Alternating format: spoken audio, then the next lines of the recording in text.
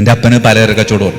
May മാസം ആവുമ്പോൾ ചന്തയിൽ നിന്ന് അപ്പൻ തിരിച്ചു വരുമ്പോൾ തുണിച്ചന്തയിലും കൂടിയും കയറും. എന്നിട്ട് അവിടെ നിന്ന് കുറച്ച് സാധനങ്ങളോട് മേടിക്കും. മഞ്ഞ് കണക്കണം. മഞ്ഞെന്ന് പറയുമ്പോൾ ഒരു 10-16 കിലോ ഉണ്ടെന്ന് ഒരു മഞ്ഞ്. അപ്പോൾ കുറച്ച് തുണികൾ മേടിച്ചിട്ടുണ്ട്. എന്നിട്ട് മെയ് മാസം അവസാനം ആകുമ്പോൾ ഞങ്ങളിങ്ങനെ ട്രൗസറും പാവാട അടിക്കുന്ന ഒരു കർത്തവ്യമാണ്. അമ്മ മൂത്ത ചേച്ചിനെ ഇതൊക്കെ അടിപ്പിക്കാൻ പഠിപ്പിച്ചിട്ടുണ്ട്. കാരണം ഇത് തയ്ക്കാൻ പുറത്തോട് തന്നെ പിന്നെ ആധാരം പണയം വെക്കേണ്ടി വരും. ചേച്ചി അളവെടുക്കാൻ ആദ്യം തന്നെ സ്വന്തമായിട്ടൊരു അളവെടുക്കും. പിന്നെ ഇങ്ങനെ നിരത്തി അളവെടുക്കും. ഈ ട്രൗസറും പാവാട എന്ന് പറഞ്ഞാൽ തമ്മിൽ വേറെ വ്യത്യാസമൊന്നുമില്ല. ട്രൗസറിന്റെ ഇടയ്ക്ക് ഒരു അടിപ്പുണ്ടാവും, പാവാടക്ക് അത് ഉണ്ടാവില്ല. അത്രേ ഉള്ളൂ, വേറെ ഡിസൈനൊന്നുമില്ല.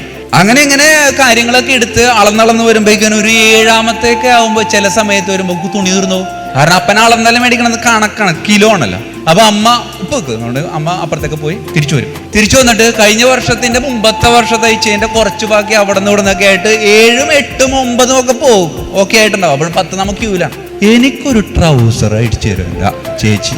പ്രിയമുള്ളവരെ, മഴവില്ലിന് 7 കളറല്ലേ, ഇത് 12 കളറിന്റെ ഒരു ട്രൗസറൊക്കെ അടിച്ച് സങ്കടപ്പെട്ട് ഇങ്ങനെ പുറത്തേക്ക് വരുമ്പോഴായിരിക്കും അപ്പുറത്തുനിന്ന് വേറൊരു മഴവില്ല് വരിക. അപ്പൊ അതിൽ നിന്ന് മനസ്സിലാവുക എന്താണ് ഏറ്റവും ഉള്ളത് നമ്മളാണെന്നുള്ള. അല്ലാതെ ഇളയതിന് വേറെ പ്രത്യേകതയൊന്നുമില്ല. 4ാം ക്ലാസ് വരെ ഞങ്ങൾക്ക് യൂണിഫോം ഇവിടെ ഉണ്ടായിരുന്നു. 5ാം ക്ലാസ്സിൽ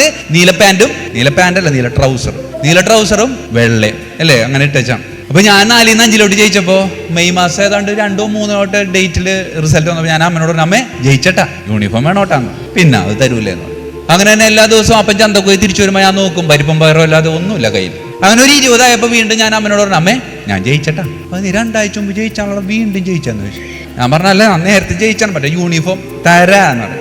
31-ാം തീയതി ഉണക്കമാസ സമാപനത്തിന്റെ പായസം ഉണ്ടാക്കണതിന്റെ തിരക്കിലാണ് അമ്മ. അപ്പൊ ഞാൻ അമ്മനോട് പറഞ്ഞു, അമ്മേ നാളെ കഴിഞ്ഞ് മറ്റന്നാ ക്ലാസ്സിൽ പോണ്ടേ, യൂണിഫോം എവിടെയാണ്? അപ്പൊ ശരിയാക്കി തരണം. അമ്മയ്ക്ക് സ്ത്രീധനം കിട്ടിയ ഒരു വീഞ്ഞപ്പെട്ടി ഉണ്ട്. ആ വീഞ്ഞപ്പെട്ടി ഇങ്ങനെ തുടങ്ങിയിട്ട് കൈതിങ്ങനെ ഇടയിൽ 2 കുലുക്കി ഇങ്ങനെ പുറത്തേക്ക് ഇങ്ങനെ എടുക്കണം. എന്താണ്? എൻ്റെ മൂത്ത ചേട്ടൻ 5ാം ക്ലാസ്സിൽ വെച്ചിട്ട ട്രൗസറും ഷർട്ടും ഞാനും ചേട്ടനും തമ്മിൽ 20 ദിവസത്തിന്റെ വ്യത്യാസമുണ്ട്. പ്രിയമുള്ളവരെ, അതിങ്ങനെ കഞ്ഞോള്ള പശ, ഇന്ന് അതിന് വേറെ സാധനങ്ങളൊക്കെ ഇട്ട കഞ്ഞോള്ള പശ ഇങ്ങനെ തേച്ച് ഇങ്ങനെ ഇട്ട് തന്നിട്ടില്ലേ, ഈ ട്രൗസറും ഈ കാലും കൂടിയും വല്ല അരമണിക്കൂറിന്റെ ഇടയിൽ 2 പ്രാവശ്യം മുട്ടി അങ്ങനത്തെ ഒരു ട്രൗസറാണ്. ആലുവയും പറൂരും തമ്മിലുള്ള ഒരു ബന്ധം പോലെ ഇട്ട് നടക്കാം.